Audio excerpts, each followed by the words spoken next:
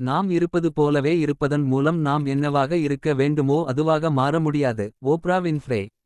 இதன் பொருள், கடவுள் நம்மை படைத்த நபராக வளர நாம் மாற வேண்டும், கற்றுக்கொள்ள வேண்டும், நமது ஆறுதல் மண்டலங்களிலிருந்து வெளியேற வேண்டும்.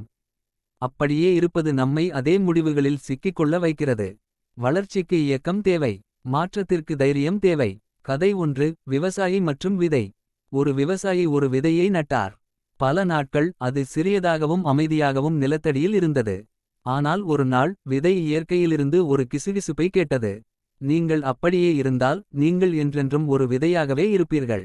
ஒரு மரமாக மாற உங்கள் ஓட்டை உடைக்க வேண்டும். விதை பயந்தது. உடைந்து திறந்தால் அது எப்போதும் இருந்ததை இழப்பதாகும். ஆனால் அது வளர்ச்சியை தேர்ந்தெடுத்தது. ஓடு உடைந்தது. வேர்கள் கீழே விழுந்தன. இலைகள் முளைத்தன. அது நிழல், பழம் மற்றும் உயிரை கொடுக்கும் ஒரு வலுவான மரமாக மாறியது. பாடம்: விதை மாறவில்லை என்றால் அது ஒருபோதும் மரமாக மாறாது. நாம் எப்படி இருக்க வேண்டும் என்று மாற்றம் அனுமதிக்க வேண்டும். கதை 2. கற்றலுக்கு பயந்த ஊழியர். திவ்யா ஒரு அலுவலகத்தில் 10 ஆண்டுகள் ஒரே மாதிரியான வழக்கமான பணிகளைச் செய்தார். கணினிகள், புதிய மென்பொருள் அல்லது நவீன வேலை அமைப்புகளுக்கு அவள் பயந்தாள். ஒரு நாள் அனைத்து செயல்முறைகளும் டிஜிட்டல் தளங்களுக்கு மாறும் என்று அவளுடைய நிறுவனம் அறிவித்தது. திவ்யா பீதியடைந்தாள். அவளுடைய இளைய சக ஊழியர்கள் உற்சாகமாக இருந்தனர், ஆனால் அவளால் மாற்றியமைக்க முடியாது என்று அவள் பயந்தாள். ஒரு சக ஊழியர் அவளை ஊக்குவித்தார். திவ்யா, பயப்படாதே. புதிதாக ஒன்றை கற்றுக்கொள்வது உன்னை குறைக்காது, அது உன்னை மேம்படுத்தும். திவ்யா ஒரு வாய்ப்பை பெற்றார். அவள் வகுப்புகளில் கலந்து கொண்டாள், ஒவ்வொரு மாலையும் பயிற்சி செய்தாள், மெதுவாக புதிய முறையை தேர்ச்சி பெற்றாள். 6 மாதங்களுக்குப் பிறகு அவள் குழு பயிற்சியாளராக ஆனாள், மற்றவர்களும் அதே திறமையை கற்றுக்கொள்ள உதவினாள்.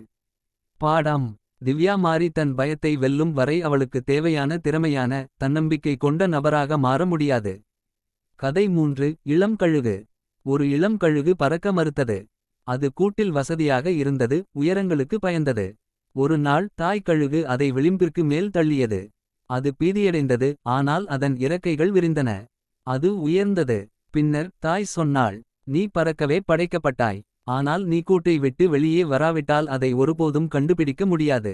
பாடம்: நாம் நமது ஆறுதல் மண்டலத்தில் இருந்தால் நமது உண்மையான திறனை அடைய முடியாது. கதை 4. மாணவனும் அவனது பழைய நோட்டு புத்தகமும். ஒரு மாணவர் பழைய நோட்டு புத்தகத்தையே நிரப்பியிருந்தாலும் அதை பயன்படுத்திக் கொண்டே இருந்தார். பழைய பக்கங்களை நேசித்ததால் புதியதாக மாற விரும்பவில்லை. ஒரு நாள் அவரது ஆசிரியர் கூறினார், நீங்கள் பழைய பக்கங்களை பற்றிக் கொண்டால் நீங்கள் ஒருபோதும் புதிய யோசனைகளை எழுத மாட்டீர்கள். மாணவர் ஒரு புதிய நோட்டு புத்தகத்தை திறந்தார். அந்த ஆண்டு அவர் தனது சிறந்த கவிதைகளை எழுதினார். பாடம்: வளர்ச்சிக்கு